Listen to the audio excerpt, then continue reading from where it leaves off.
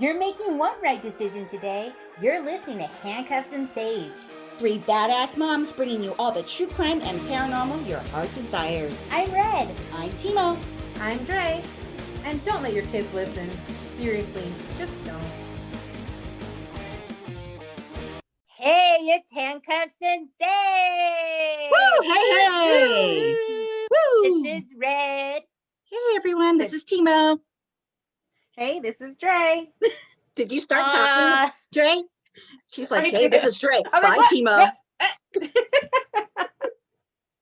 Timo, you sounded so sweet when you said your name. This is Timo. Hey, everyone. Hey. Did everyone have a very, very good Thanksgiving? Yeah. Yeah, it was okay. Cause like I'm doing keto.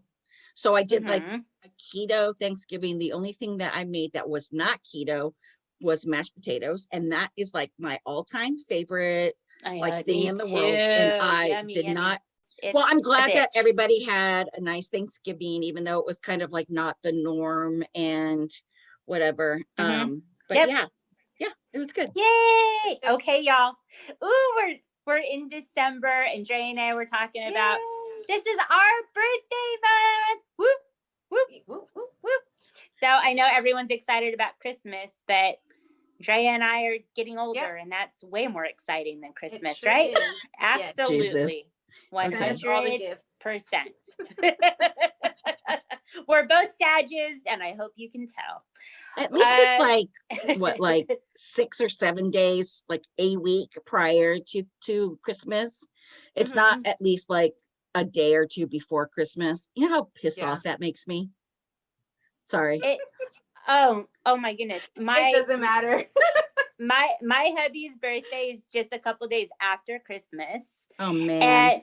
And we both you both get screwed. If your birthday's in December, just the way it is. So since it's December, I'm gonna do fun Christmas true crime stories just to kick it off. Cool. I had such a ball with doing a bunch of like Florida ones.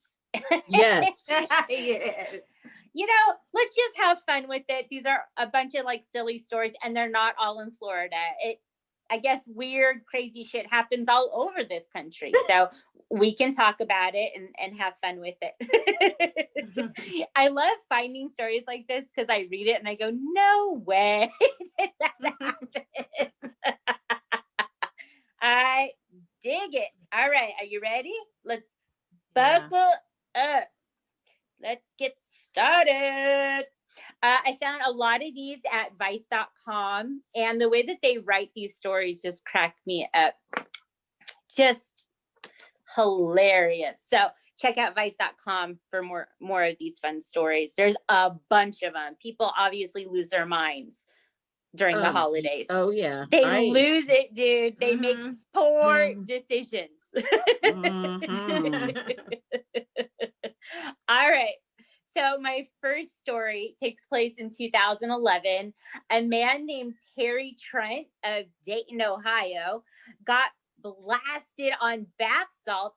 Step one, do not do bath salts ever. Okay, but Terry got blasted on bath salts. He walked in the back door of his neighbor's house and decorated the place for Christmas. He lit candles and tastefully arranged them on the coffee table and kitchen table. I love how they put tastefully arranged. So not only did he decorate, he did it tastefully, you guys. He really did an excellent job here. So he puts candles tastefully everywhere around the house, and then he hung a Christmas wreath on the garage door, you know, for Christmas.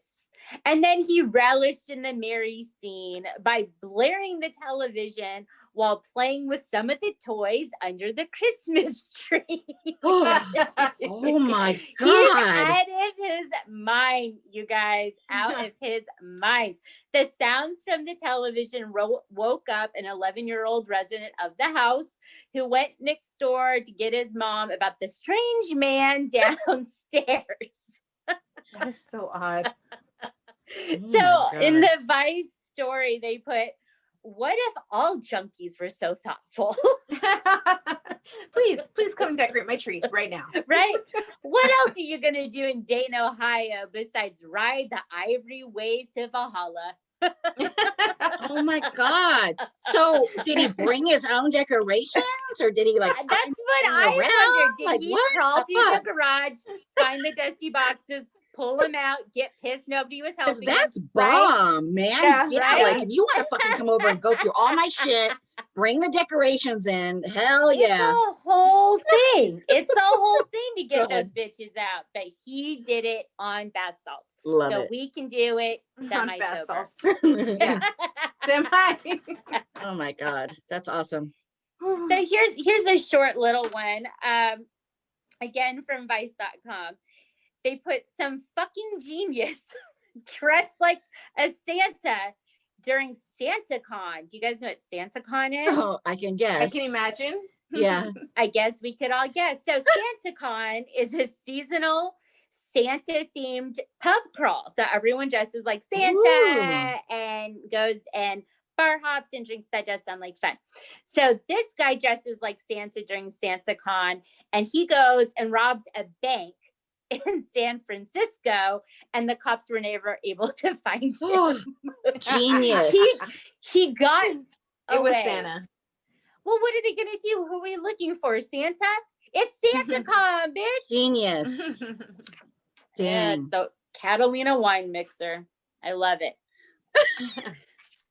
Okay.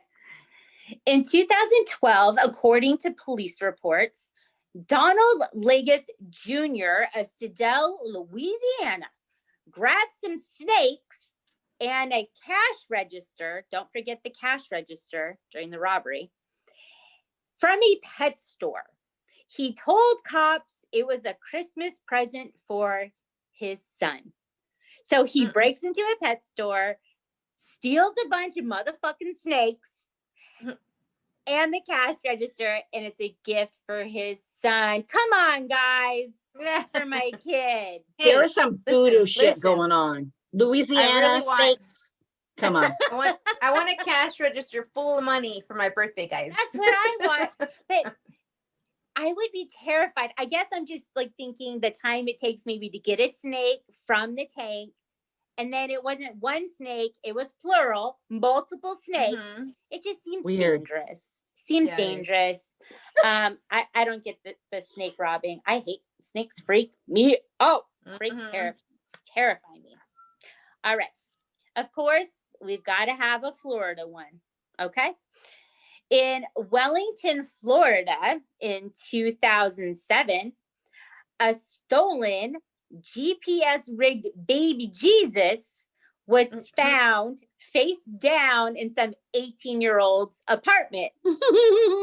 The baby Jesus was taken from a nativity scene, and Florida apparently knows itself and puts GPSs on baby Jesuses in nativity scenes there because you know somebody's gonna get drunk and steal that baby Jesus. Oh my God.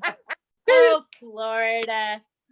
Oh, Oh, dear baby Jesus. Florida. It just reminds me of what's that movie with Shake and Bake? You know what I'm talking about? With What was Will that, Smith. Timo? Shake and Bake. Did you say Will Smith? You mean Will Ferrell? Did I say Will Smith? Talladega Nights? Yes. Where they're praying, yeah. where they're praying to Yeah. sweet baby Jesus in the diaper in the manger. Yeah. Baby Oh, Jesus. right. I love it. Sweet teeny Woo, tiny guys. baby Jesus, right out of the womb, wrapped up in his swaddling clothes. I can't believe I didn't know what that was because Ricky used to watch this when he was like 2. And he used to Oh, wear he used to wear like a helmet I and love then it. run around and say like, "Don't let the invisible fire get my friend." Oh, help me, Tom Cruise, help me. Help me. Oh, Not not Will Smith. Come on, Will Ferrell. Come on. Yeah. Come on. Perfect. Come on. Perfect. Here's a cute short one. In 2014, a Chilean woman reportedly informed her neighbors she had picked out the best Christmas tree, and her kids were going to have the best holiday ever. It turns out it was a giant cannabis plant. Whoops. I hope it doesn't light on fire and everybody does have the best Christmas ever. People crack me up. All right, here we go. In 2006, 42-year-old South Carolinian David Allen Rogers, that sounds like a serial killer name to me. David Allen Rogers figured he'd volunteer to drive the Christmas float for his local dance studio where his daughter goes. That's nice. He's being a good dad, you guys. Good dad. Oh, no. He also thought it might be a good time to crack a beer. Crack a beer? While driving the float with children and their parents on top. 18 to be exact. So he is drinking and driving in this Christmas parade, y'all, okay? Ooh. So Rogers allegedly sped off course at around 60 miles an hour with children and adults on top of this float. This is fucking hilarious. I could just see it in my mind's eye. Oh my God. I guess he pre-gamed it a little bit, and then he claimed he was sipping the beer while driving. He was sipping it, you guys. So he takes off like a dumbass. He was eventually apprehended. He did assault an officer that was trying to arrest him. Okay. So he was out of control. He was charged with driving under the influence, 18 counts of assault and kidnapping, unlawful conduct towards a child, assaulting an officer, an open container, and more. So imagine for a second being his daughter, okay? Right? And how embarrassing is it the next time he's got to go pick up little Cindy Lou Who from dance class, and he's the dumbass that almost got everybody killed. Oh my God. Okay. Do not drink and drive, and do not drink and float. Okay. Don't do it. So this one is from medium.com. They had a bunch of cute stories too. I love medium.com. All right. Christmas Eve 2013. This is in South Carolina. A 44-year-old wife, Helen Williams, had a thirst for beer like never before. Okay. Oh no. Unfortunately, Williams' husband wasn't able to purchase any beer because all the stores were closed for the remainder of Christmas, okay? According to Williams, this is what happened next. She swears her husband slipped and cut himself, causing immense bleeding all over the house. Okay. According to the police, Williams attacked her husband in a fit of rage. So she's pissed he can't get her beer, okay?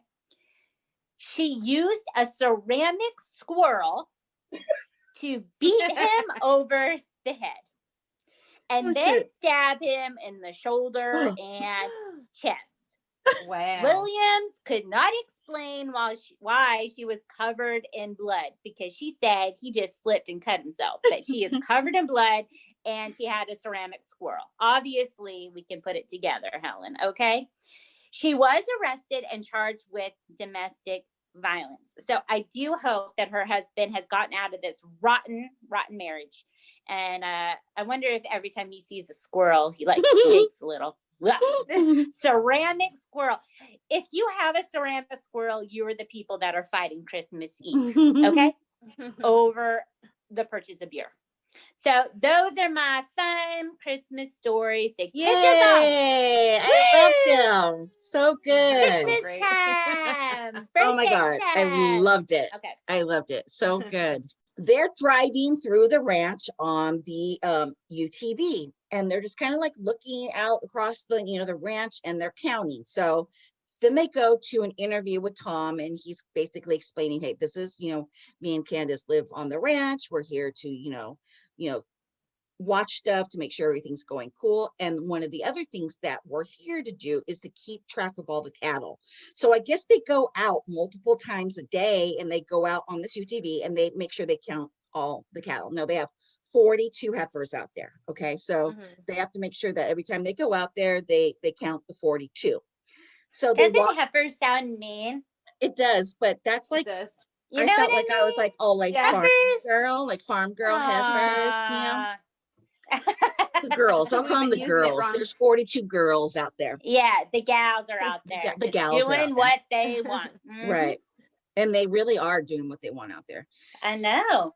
So they walk you back to Eric, and they said, hey, they're all accounted for, but they're all huddled together in this one area, which is like so bizarre. They keep on doing that, where they have this huge, like 500 and something acres worth of land that they can just like graze, and they're all huddled up together in this one certain area. So they're like, this is kind of crazy, but let's just keep an eye on it and see what happens.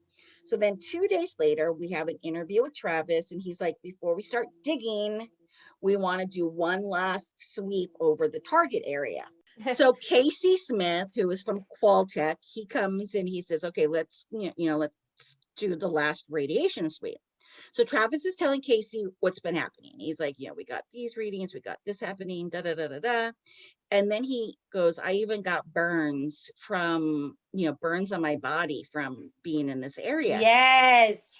And Casey's like, that would freak me out to have radiation. Oh my God.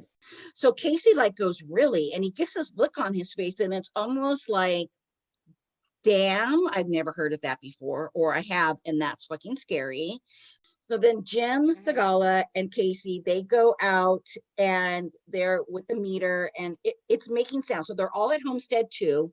They're out there. He's walking through all like the little houses, like the torn down houses and stuff. And it's making this like, like a Geiger counter does that, like that cracking, beeping sound kind of. Yeah. And it's doing that, but they're like, oh, that's this background. Oh, that's this background. And I'm like, what the fuck are they talking about? What does that mean, background? So what background means is it's natural radiation. So there's little risk, but it's not like earlier when Jim and Travis's meters were going off like crazy. So within days, there's 2 entirely different readings of radiation. One where Travis is fucking getting burns, and then there's another one where there's nothing going on, but just like natural radiation background readings. So everywhere they went, like Jim's like saying, can you go over here? Can you go over here? Can you go over here? And he's like, nothing. Like he's getting absolutely no radiation readings anywhere on Homestead 2, which is so strange. So then he's like, because they were having a ton of readings at Homestead 2, right? That's where Travis got his freaking burns, from going over there to the well and opening the well. How does now just leave? You know what I mean? We don't know. So they go over to the well and they open it up, and literally Casey sticks his little meter down, like he's like shoulder deep in the well, like not, the water's farther down, so he's not hitting water. It's nothing. He's like deep down in that friggin' well, like arm's length, and there's no radiation reading. No. What? You can have all my notes. I am not going in that well. What the fuck? Not taking the readings. One day, yeah. Oh my God. This is so crazy. So he comes out and he tells the rest of the gang, he's like, at this point in time, there's no radiation. I can't find anything. And Tom's like, do you know how crazy that sounds? Like at this point in time? And Travis is like, it's almost like the ranch is messing with us. And it really is. It's almost like it has a life of its own. And it's like, like saying, not today. You bring your, professional out. We're not going to read anything today. Yeah, good try. But then Dragon says he feels better because they found nothing that day. There's not a constant radiation that's like penetrating out that could be like life endangering. So he's kind of chill, like Dragon's calming down a little bit. And then a couple days later, we see a truck pulling into the ranch, and it's pulling a trailer. And we see that this is some type of animal trailer. Tom and Jim Lewis. Now, Jim Lewis is the one that has the, the poncho vest and the Crocodile Dundee hat. We love him. And he's out there. I love it. They're out there by the pens. And you hear Tom goes, so we're getting some alpacas. Alpacas. Alpacas are fun. Oh, they're so cute too. So Travis, it's an interview with Travis, and he's like, we wanted to see if introducing some exotic animals to the ranch, if this will help trigger something. So then they go to an interview with Candace, and Candace is like, something that's never been here on the ranch before. We want to see how the alpacas react to the ranch, and then how the ranch is going to react to the alpacas. And then they open up the little thing, and they're like, she's like, hey guys, and there's only 2 of them, and they're like kind of like sketchy at first, and then they like kind of like they come out and they run out, and they're like, oh. So then there's an interview with Tom, and this is Tom, Candace's boyfriend, Tom, and he's like, alpacas have very good eyesight, very good hearing, and they're always very aware of what's going on around them. So this is why they chose alpacas, because they're like, if something's going to happen, they're going to be able to like, zone into it. But they're also really cute, and they're so cute. That's my next one. Their big eyes. That's my next thing. I put cute, but they're kind of sketchy, right? They get these looks on their faces, like you don't know what the fuck they're gonna do. Like they're so cute, but they're like staring off into the distance, and you know, they're looking into your soul, Timo. Exactly. But he says they're not very vocal, so they put him into the pen, and there's a chocolate brown one. His name is Lionel, and he's 10 years old. And then there's a white, like a white beigey one, and his name is Jed, and he's 4. So they're out there. They're like, okay, cool. Like, this is kind of a cool place. Okay, we'll hang. So then later that day, Jim Lewis pulls up to Command Center, and he and his good friend, Larry Sespooch, gets out of the truck. Wait, what was that? Sespooch. Larry Sespooch. Is that a deal breaker if you're on a date? If you're on a date, you hear the last name. Is that a deal breaker? No, but wait till you hear this guy. He is a Ute Indian and a spiritual leader.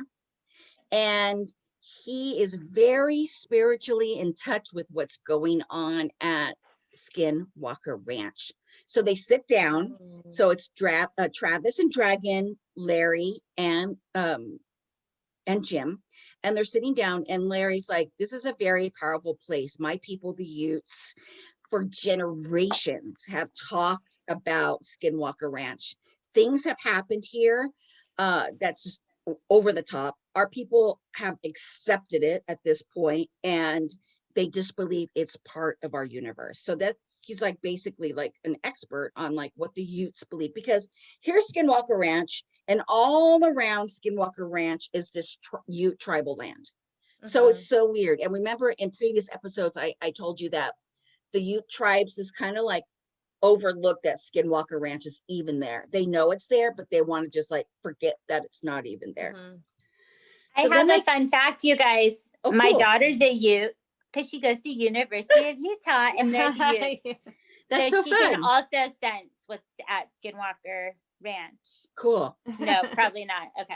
Every time I hear Ute, it reminds me of my cousin Vinny when he's like, the 2 Utes. And he's like, the what now? The what? The what now? The what? The Utes. The 2 Utes. So then they go out to the helipad out there, and Travis is like, hey, Larry, like, I feel like this is the basin, and I feel like I'm kind of like in like a bowl. Like, how do you think? And he's like, I think it's more like a funnel. So if you look at a funnel, everything just comes to a point at the end. And that's what this is. He goes, I don't know if you want to call it this, but this is what we call it a portal. And many other people have called it a portal as well. And then Dragon's like, so I want to get your, like, what's your opinion? Like, what do you think? And Larry goes, I believe it's definitely something that is not of this earth. And then Dragon's, and then Dragon's face, like basically he's like, oh, okay, like totally surprised him, was not expecting him to say that. He was like, oh shit. So so then Larry's like, Oh shit. what our people call skinwalkers, and here we are, if everybody can get their drink ready, because Timo's going to try and pronounce this Ute tribal word. It is called Yagovensinite. Nailed it. I don't know. Got it. Yagovensinite, which means coyote-like. So Travis asks him if he's actually seen one, and he's like, no, but many people have told me what they've seen. He's like, actually, when I was a kid and I was in high school, me and some friends used to haul hay for an older couple that lived on this land, and it was like not on Skinwalker, but it was like off into the distance. And they had these huge dogs that they were like kind of like freaked out about. They're like, what the fuck do they have all these dogs for? And then they had like major deadbolts on all their doors and windows. It was like over the top. Deadbolts? Deadbolts, like deadbolt locks. And he's like, hey, like what's going on with the dogs and the deadbolts? And the trust issues, yeah. Yeah. And their answer was, well, things come at night. Ooh. Whoa. Yeah. There would be some deadbolts, major deadbolts. All the deadbolts. Oh, I need fuck. 5 more deadbolts. Yeah. Wow. Dang. So Travis tells Larry what their plan is about digging, and he's like, what do you suggest? And he's like, well, whenever we want to disturb the land, we always want to lay out a blessing. So they go out to Homestead 2, they show them where they want to dig. Larry is actually laying some tobacco down in certain piles on the ground, and he's saying this blessing, and he's saying this in his language, but I'm going to tell you what the translation is.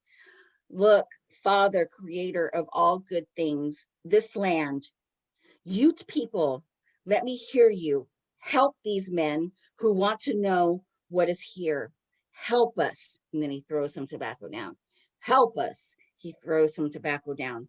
Thank you, creator and good spirits. So at that point, he's done, and he's like, I hope you were praying along with me, because it's you guys that are going to be here experiencing this. But if you do tap into something and your equipment like stops working, some stuff goes bad, stop, take it as that is not a good thing, and just leave it at that. So they're like, okay. And then Dragon is just like in love with Larry now. He's like, thank you so much. Like, thank you. He shakes his hand and then he hugs him and he's all ecstatic. He's like, thank you so much. Now they're best friends. Now they're besties. Yeah, but says Spooch and Dragon. The next day, here comes the drill. So here comes this big ass fucking truck driving, and there's this huge friggin' drill thing. It's crazy tall. And then they're all setting up. Tom then goes, before you guys start, I'm going to remove myself from the area. And Tom just basically walks back to command center. And they're far out there, and he just basically bones. He's like, peace out, I'm out. Because Tom is the one that had like the injury with his brain swelling and all that shit. Oh, he's yes, like, yes. Yeah. So he's out. And then He's they go to an interview with him, and he's like, my rational mind is telling me that there's no problem digging on the ranch, but my experience makes me very superstitious. Tom, I totally agree with you. Go with your heart, go with your superstition, like get the fuck out of there. And then I love this. I love Tom for saying this. He's like, we can test for radiation and chemicals, but show me a scientific meter that can pick up bad spirits and bad energies, right? You can do all the scientific shit you can, but there's no fucking, like, I guess you could bring a medium out on the Ouija board and whatever, but they ain't got that out there. So like, yeah. Okay, so they have this big tubey thing, this big drill, and then they have like a center, like a soil collector tube that's going down in the ground. So they've explained that they want to go 2 feet, stop, open that up, measure what they get. So the first one that they do, they open it up, no radiation. They have the Casey's out there with the Geiger counter. There's absolutely no sound at all whatsoever. Second one, no radiation. Third one, now they're about 14 feet down. Now remember right there, 15 to 20 was the target. They get the background readings, that little sound, but they just say it's like the natural background. By the time they go to the 4th try, it sounds like it's freaking like hitting metal, and it's like making this god awful like grinding sound. Ooh, And shit's they're about like, to go down. yeah, they're like at 17 feet, and the guy's like, it's too hard, we're gonna break our bits, we're gonna do something, we have to stop. So they only get to 17 feet down, and they have to stop because it's just like kind of like hitting something that it's not gonna make it through. At this point where they're at right now, they're like a down a ways from right in front of where Homestead 2 is. So now they pick up, they carry everything, and they're going to go right in front of Homestead 2. They start digging, and then they're like, dude, what's going on? And they look over at this power pole, and this power pole is totally shaking. The power lines are like totally wobbling. And then they look down, and there's like two other ones like in a chain. They're all wobbling, and it's like, they're like, what? It's like an earthquake. They're like, what the fuck is going on? They're like, what's causing that? And then all of a sudden, dead stop. They're totally solid still, like they've never been moving. And they're like, what the fuck is going on here? So this is when they're digging, but they're only like maybe like going like 2 feet down, 4 feet down. So it's almost like something's kind of giving them like a warning, like, you guys better fucking stop. Like, what the fuck are you doing? Yeah. Shit. So then they decide that Dragon and Eric are going to walk around while they're doing the digging. They're going to walk around Homestead 2 and just kind of get some, meter readings again. And while they're doing that, they're not getting any readings at all. The first 2 feet they pull up, they take out the dirt samples. There's nothing. The second try, they're hitting something hard and it's not moving. So this is like the second try. He says they're about 29 feet down, which is kind of like deeper than what I thought they wanted to go. But he says that's really deep. 29 feet. Yeah, but what they're bringing out, it's like stopping, but what they bring up is just clay. There's nothing there that could stop them from like going farther. So they can't explain that. They're like, okay, this is like normal clay. There's no radiation, but it's not letting us dig any farther, which is, that's crazy. So Travis asked Dragon, Travis, don't fucking poke the hornet's nest. Come on. He's like, so how do you feel now about digging? Like, hey, like, there was no radiation. Da, da, da, da, da.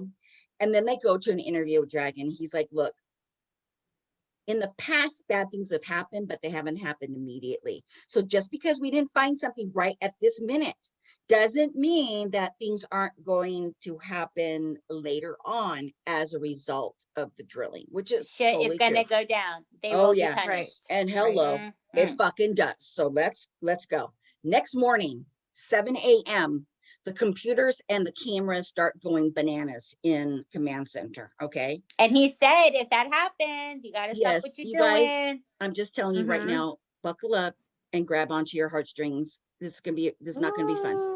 Okay. Oh, this is not fuck. going to be, this is not going to be a fun part of the story. Okay. Grab your butts. One camera, it's at a really bad angle. It picks up this horrible fucking screaming sounds. Horrible. And it's the alpacas, and they're screaming and they're running around. Something is attacking the alpacas, and they sound so horrible, you guys. That sucks. And one thing that Tom said was they're not very vocal. They are fucking vocal, you guys. No. Yes, whatever's getting them is fucking vocal. They're making them so vocal. So an hour later after this happened, a truck pulls in. It's Dr. Duncan. We're going to call him Dr. D. He's a vet.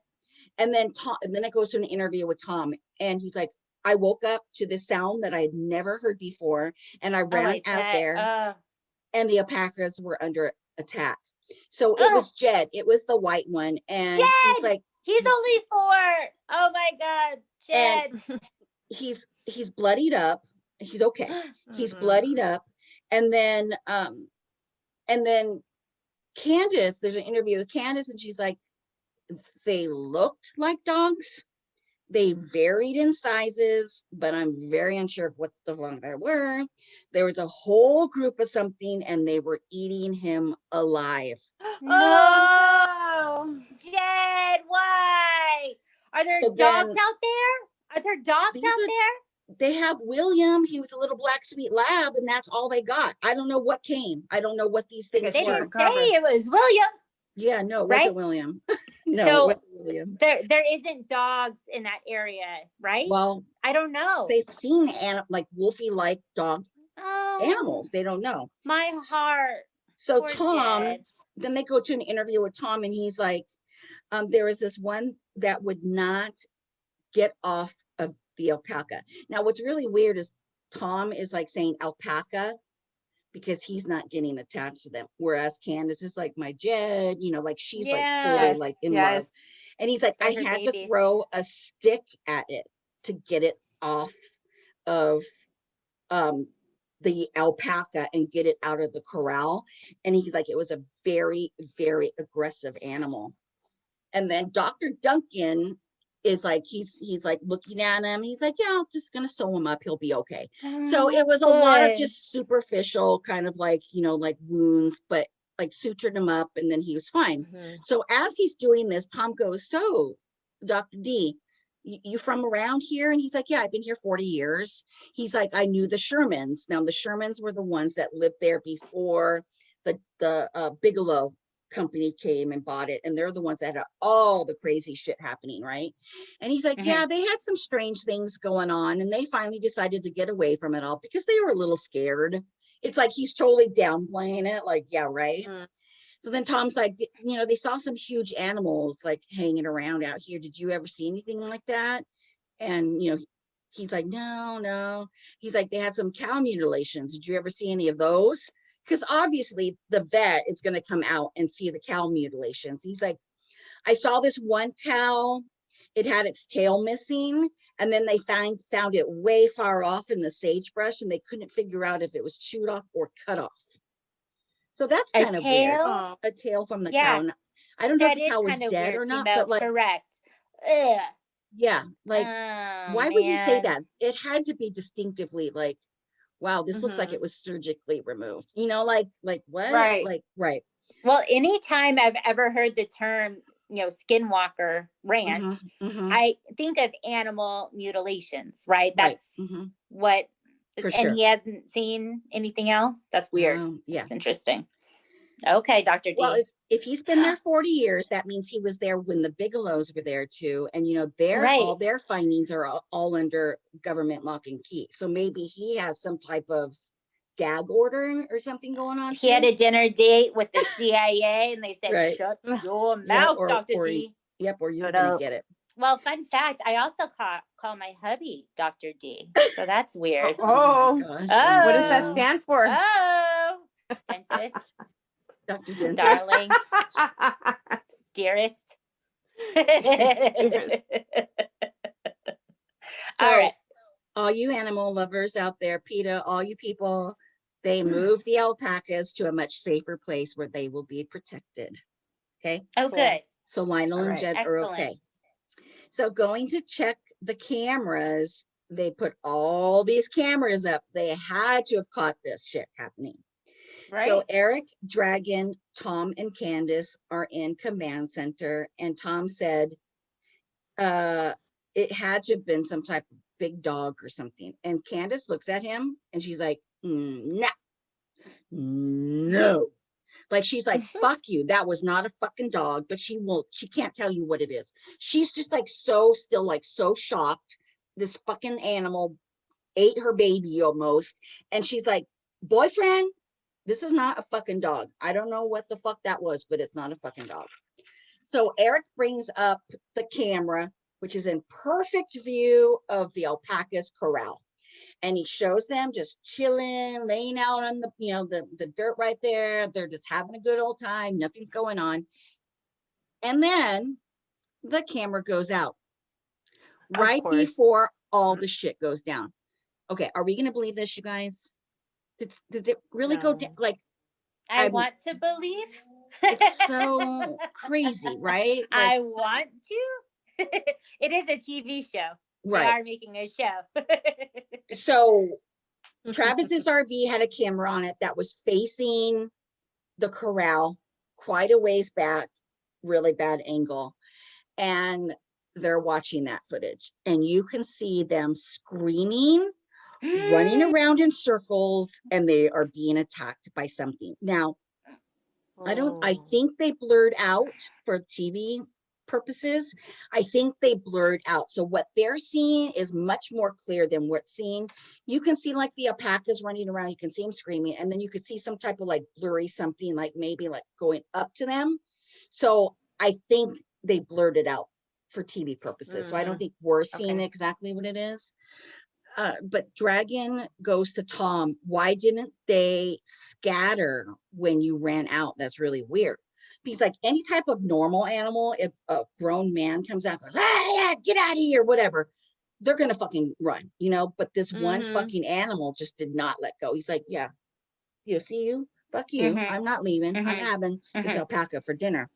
He's like, whatever it is, I'm so thankful that it didn't turn on you guys, because it would have been a totally different situation. So at that point, episode 6 ends. Okay, so we're end of episode 6, and we go into episode 7, and this one is called Surveillance. And they're kind of still going over, you know, it picks up to where they're all in the command center. They're kind of, you know, reviewing what happens, and then it goes outside, and they go basically to Homestead 1, to Tom and Candace's house, and they decide that they're going to do an audio experiment in that whole room kind of thing that they found in their basement. So what they're going to do is they put a really strong mic down there, and they said since this is underground and we have all this shit going on all around us, maybe something's happening under there too. So they have Candace and Tom go into the house, they're slamming doors, they're walking, they're stomping, and it is getting kind of like weird readings on the machine, but like nothing like great, like yeah, whatever. And then all of a sudden Travis stops and he's like, what is that sound? And they're like, oh, we don't know. What is that sound? He's like, it kind of sounds like a helicopter. So they walk out. Sure enough, helicopter flying over freaking Skinwalker Ranch and just kind of like hovering there for a while. And they're like, first they thought it was maybe Brandon coming, right? No, this is a white helicopter, unmarked. They're looking at it. They're like throwing all these possibilities out. They're like, is it like life back? Is it this? Is it that? It would have a cross, like a medical cross on it if it was LifeVac. It was way bigger than what it was supposed to be for LifeVac. They thought maybe news people. It's not marked, but there is what they call, what did Travis call it? He called it a like an eyeball. I think it's one of those round things that they have under, it's like a camera that they have under the helicopter where they could basically like videotape and survey whatever's going on. And this helicopter fucking had that. Dragons, like, they're not supposed to be here. And then it takes off. It's gone. Eric's all, I'm going to go check the transponder. So, you know, they have that transponder reader that can give them like all the flight patterns of all like the, you know, commercial flights and all that stuff. Yes. I was going to ask, what comes up on that? So Travis says not by law, they don't have to have their transponder on, but it's very dangerous not to, because if you go down, no one's going to know where you are. So it's very strange that, and I don't know if it's something that you could just turn on and off like quickly.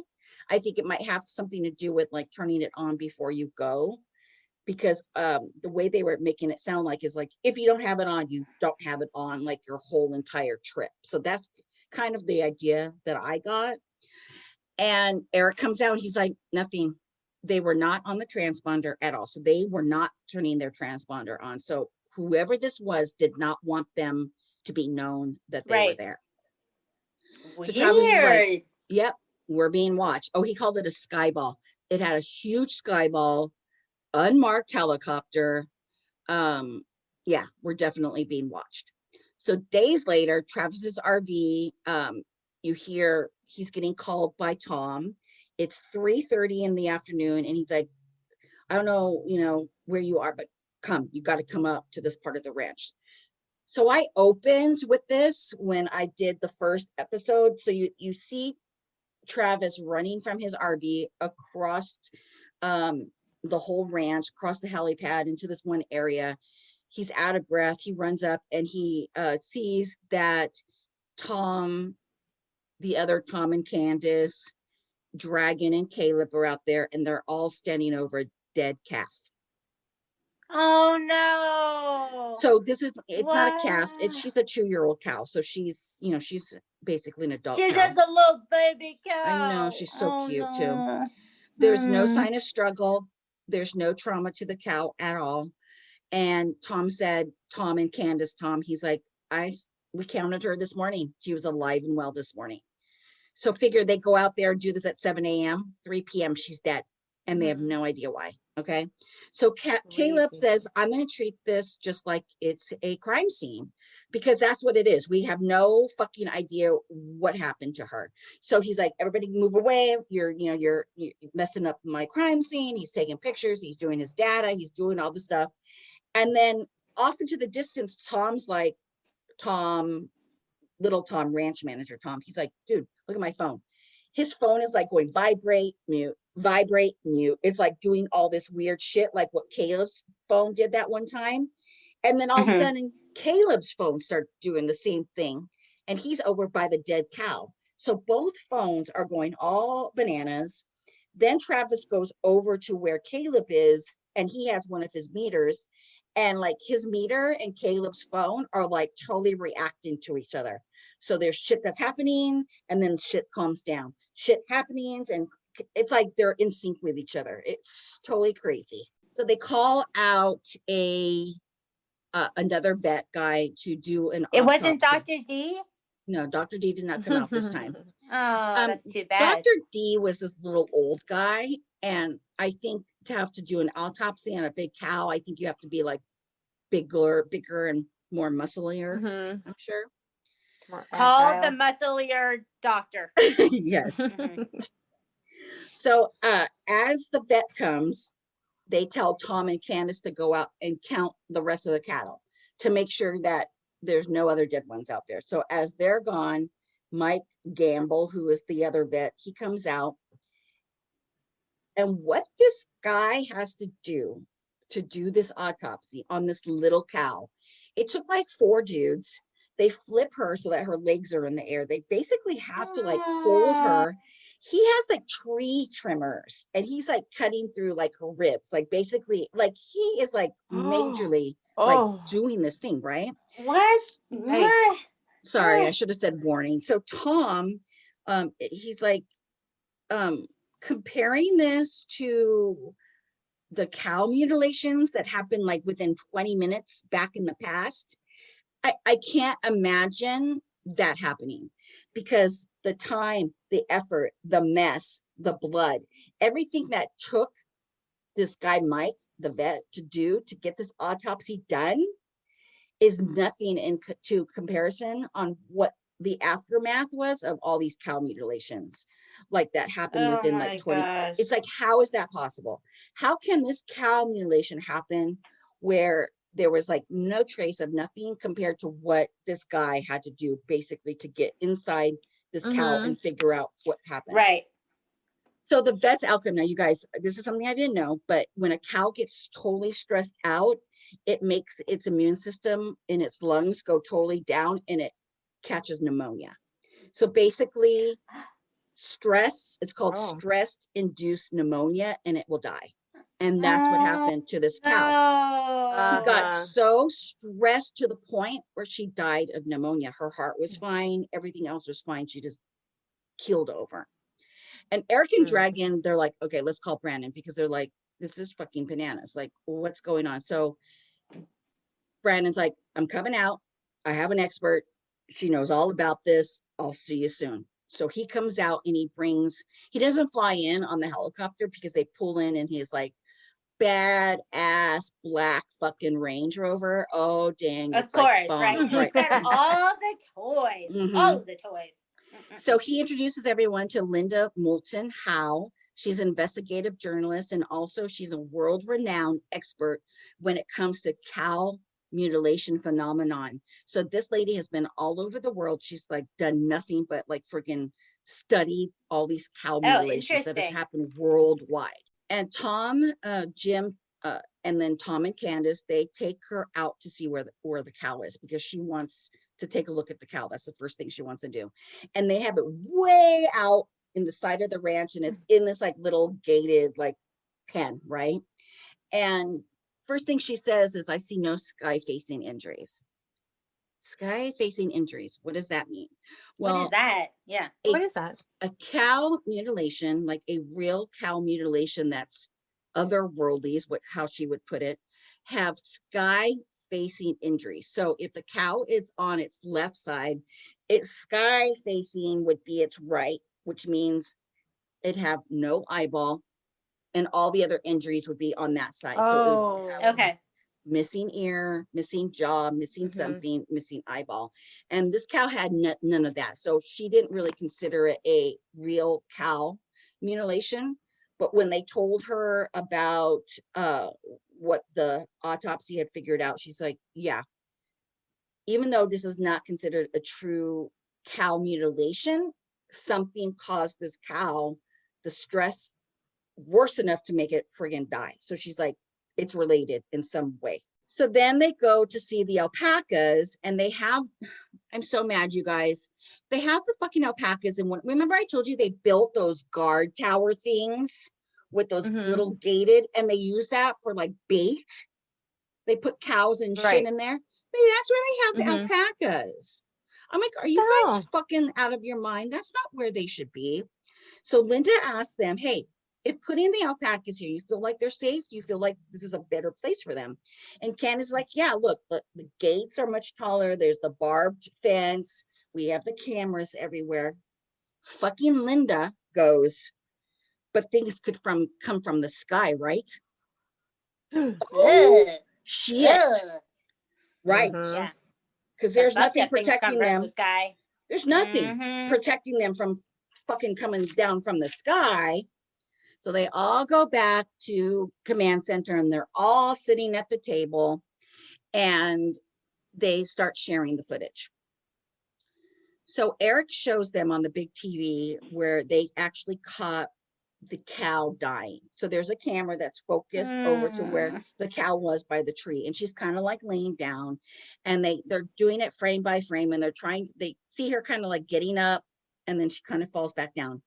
They pull the camera out, and they're like, look at this. And right in the sky above where the cow is a fucking UFO, y'all. There is a fucking UFO up in the fucking sky. It's like a tic tac up there in the sky, above the cow in the sky. Okay. Stressing the cow out. Oh my God, you guys. Giving it pneumonia. So they're like, the cow is reacting to this object in the sky. They said it didn't look like a plane. It didn't look like a bird. It's not a bug. What the fuck is it? And then episode. A weather balloon. Yeah. It's a weather balloon. No. It's a UFO. It's a UFO. She said no. No. It's a UFO. So that's where episode 7 ends. Okay. We go into episode 8. This is the last episode. It's called Revelations. Perfect. And they're going back to where they're all sitting looking at this footage, and they decide to show now frame by frame where this thing comes from. So it's over the cow, and then the next frame it hops like if you're looking at the screen, it hops like a good 6 feet to the left. Okay, or not 6 feet, like 6 inches to the left on your camera screen. So of course Smarty Pants Travis is saying how, he's doing all his mathematical genius shit, right? And he's like, from, if you look at this tree to this tree, they're about 75 feet apart. So to go from this tree to this tree, it's traveling at about 1,000 feet per second, which is faster than a bullet fired from a high-powered rifle. So this motherfucking object is flying so fast within that little period of time. So it's just like, zoom. So yeah. They're like, what? That's crazy. And I love that they caught it. Yeah. And you can see it. Because they're doing it frame by frame by frame. And it's here 1 second, and then it's all the way over here the next second. So it's wow. That's so cool. So Travis is like, hey, Eric, I want you to zoom into the object for me. So he's zooming up, he gets up to the TV, and he's kind of like showing, like, he's like, see the object, and then you see that kind of like yellowish halo that around it. He's like, this is very familiar. Get this. Remember the Tic Tac video that the Navy kind of like said, hey, we're confessing now we have this and we don't know what the fuck this is. Well, guess what? Travis analyzed it. He was part of one of the analyzer dudes that did that. That's so cool. Yes. I love because it. he's like I don't know, he's like that major smarty pants, like double PhD in whatever, aerospace, whatever, you know. He says that had a halo, and he shows it, and you can totally see the TikTok video. And then he's like, when I first got here, Brandon showed me a picture of a UFO that they had caught on camera as well. That has a halo on it. And he's like, what this is, in my opinion, is it's some type of temperature differential where the space around the object, so this halo, is freezing as cold, and the object itself is super hot. So that is so cool. Yeah, that's his guess. That's his what's guess. Happening. Mm-hmm. And then Linda, Linda's sitting here. She's friggin' like blown out of her mind. She's like, what the fuck? And she's like, your investigations are opening a whole new chapter. Like, she's like flabbergasted. She's been doing this for 50 years. She can't even fucking like believe what she's listening to. She's like, you guys, bravo for what you guys are doing. This is like a whole new, you guys are opening a whole new chapter. It's such a fun trip. Yeah. It's so cool. Yeah. So then it's 1 month later, they're all back in Salt Lake City, Utah. They're in Brandon's office. They're all cleaned up. They're all handsome, because they was out there sweating in the dirt on the ranch. Looking good. Looking good. And they said after the cow, they put a halt on the investigation until they were able to thoroughly analyze like all the information that they got. So basically at that point, it stopped filming and they didn't do any more investigation. So interesting. Brandon brings in Sean Reyes, who is the Attorney General of Utah.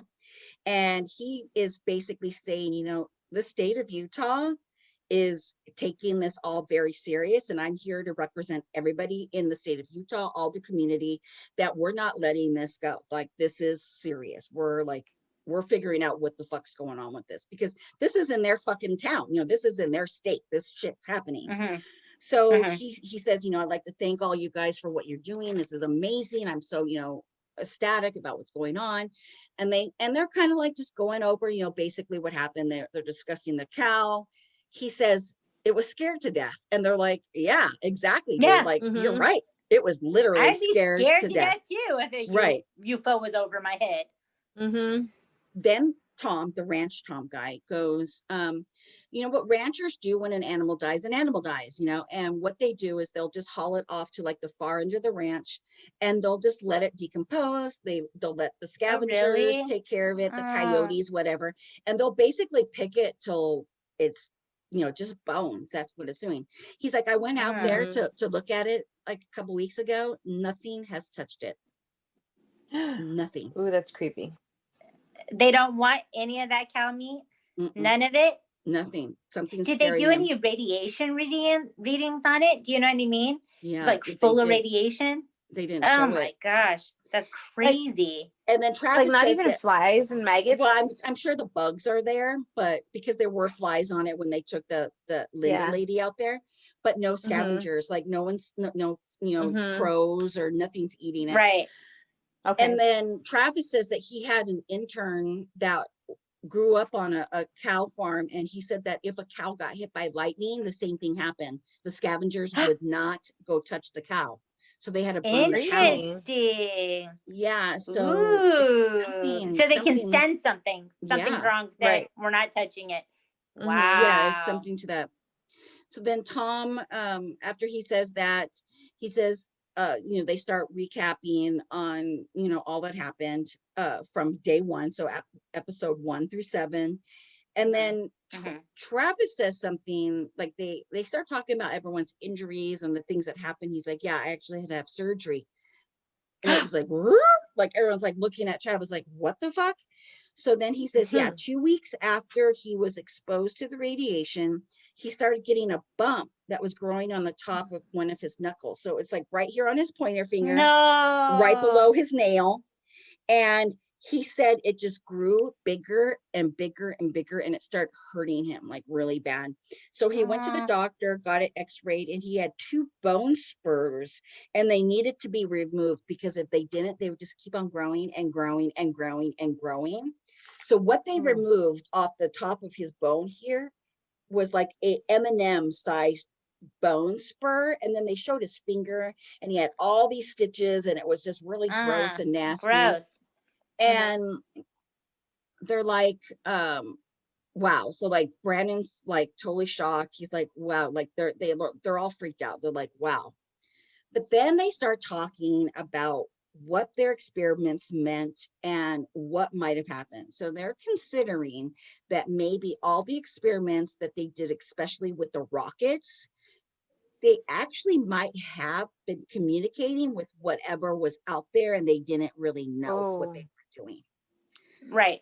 So Sean Reyes, the attorney general, he's like, I'm so impressed because of all this evidence. Now he's the attorney general, right? So he's like, that's the evidence that we want. When you guys see stuff that happened with your own eyes, it's like, it's not a story told by this person to this person where it can get all mismatched, whatever. You guys, multiple people are all seeing the same thing, because they're talking about when they were doing the rockets and they saw the UFO flying. And then Travis says, without a shadow of a doubt, there is some kind of phenomenon occurring. The phenomenon is real, but now the question is, what is the phenomenon? So what they're doing now is it's coming to an end, and they're like, you know, all the guys are like putting in their like, you know, their little last saying of like what they feel was happening. And they want to know what the protocols are for actual communication. Like if they want to now set out and communicate, like what can they do legally? There has to be some type of law, government, something or other that's going to let you communicate or not going to let you communicate. So they need to figure that out. So Travis is like kind of startled a bit, and he's like, I have actually been contacted by the intelligence community. Oh shit, it's happening. Did Men in Black show up yet? I know, right? And they're really interested in what we found. I'm sure. I am sure. So now Dragon turns to him. He's like, they approached you, or how did they hear about us? And Travis is like, they approached us. And then Brandon goes, so we're being monitored. And Travis is like, yep. And they're like, okay. So what's the next move? Travis wants to build and launch a satellite. He has figured out that if they build, they can get the universities and they can get whoever to friggin' help them launch it for free. So they're all about that. They're on that. Jim Segala wants a medical program set in force that will have strict protocols before anyone steps back on the ranch. Yes, good job. And then they want to dig deeper. They want to figure out a way where they can dig deeper into. Wow. So here we go. Here's Brandon's last little thing. Given the extraordinary events that have been observed and recorded over the last several months, I believe that we have a responsibility to take this forward in a more aggressive fashion. It's not a matter of if something is going to happen. It's a matter of when that will happen and if we are truly prepared. Then Dragon, the skeptic, says, after experiencing what I did this summer, there's no doubt in my mind that there's a phenomenon or something taking place that has completely shaken my understanding of what reality really is. As we move forward, I think that we could really uncover something that could make people like myself see the world differently. And then we go to Tom. Tom's like, we've opened a can and we've just begun to scratch the surface of what's happening. One answer equals 10 more questions. And then Travis, it's absolutely inconceivable the amount of things that we've experienced, saw, and measured over the summer. We have indisputable proof that there is an unusual phenomenon that is not a normal occurrence. I'm excited about it. I can't wait to go back and do more experiments. I can't wait to see what is out there. Skinwalker Ranch may hold the secrets to what the universe has and what we've yet to uncover. So my research as of November 15th, 2020, The Secret of Skinwalker Ranch Season 2 should be released. If confirmed, it has not been confirmed yet, will more likely return late 2021. It has it 100%. History Channel has not 100% confirmed because of COVID and everything that's going on. But if it does, dude, oh my God, season 2 is going to be so yes, good. yes. I can't wait. Yes. Yes. So Skinwalker Ranch, you guys, it was so Yay. crazy. It left us with a cliffhanger. We really don't know anything. They've got so much shit that happened, and it's just leaving us with just more and more questions. So I just can't wait. I can't wait. Well, that's what it's all about, right? It's all about just opening all a whole questions. can of worms. Yeah, I love it. Good job, Timo. Yeah. Ooh. UFO. I love everything about it. All right, All the are questions. you ready for Badass story of the week? Woo! Give it, Dre. All right. I have an awesome badass story, guys. I know I always say that, but this one, yes, it's just you do. like every time. Every time. I know. I just love it. I'm sorry. All right. I know. So there is a company out there. I'm sure you guys have heard of it. I'm sure you guys have seen them driving around. It's called College Hunks Hauling Junk. What? College hunks? No. Junk? College hunks hauling junk. I have some junk I need to haul. Oh my gosh, I've never heard of that. Oh my gosh. So I've seen the topless maids in like the San Fernando Valley, the big purple vans that they have out there. So, we don't have they're them the here. only ones I use. We don't have them here, but I'm sure our listeners have seen these guys driving around. Look at this map. Oh gosh, if I had like my thing, they're all over, mostly the East Coast, a lot over around the East Coast. Why isn't my thing moving for me? Anyway. That's what she said. Never mind. Okay. Yeah, they're all over. They're in Canada. They're huge in the US. There's a lot of them. Okay. Right? There's so mostly many. East Coast. Yeah. All right. Mostly East Coast. There's some in San Francisco, Washington. I wonder if there's any in Utah. Anyway. I'm going to tell you why they're so freaking awesome. Okay, guys? So, very recently, they went ahead and opened up a program to help move people who are going through domestic violence for free. Wow. 100% for free. So this is their job. This has been something that they opened, just out of necessity, right? College hunks, moving junk, right? So it's a group of 2 guys. Now there's like so many. But basically they've been doing this for years now. I think they opened in 2001. Oh, long time. But recently, especially with COVID, they have found that there's so many people who are experiencing domestic violence. Oh, I'm and sure. They're stuck. Yes. They're stuck in a situation and they can't get out.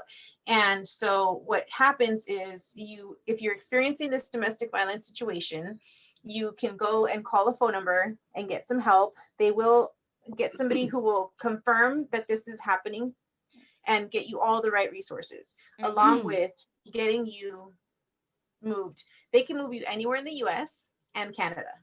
Nice. Wow. So they for will free. take your stuff for free.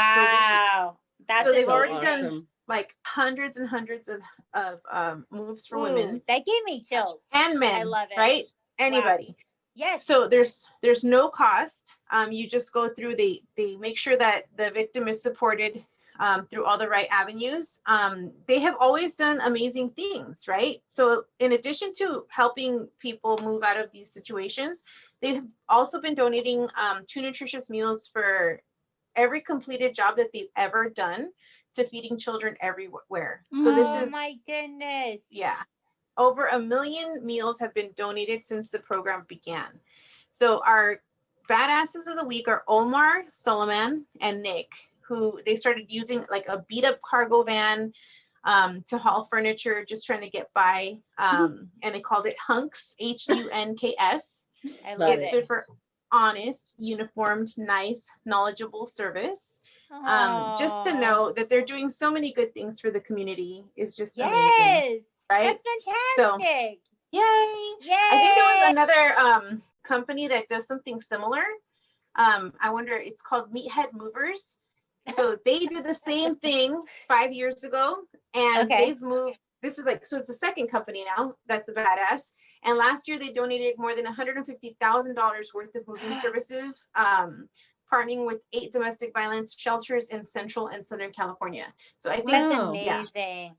amazing People stuff, are guys. so great. Yeah, it's like spread the Mhm. wealth. Good karma comes Yeah. to you. Yeah, I love that.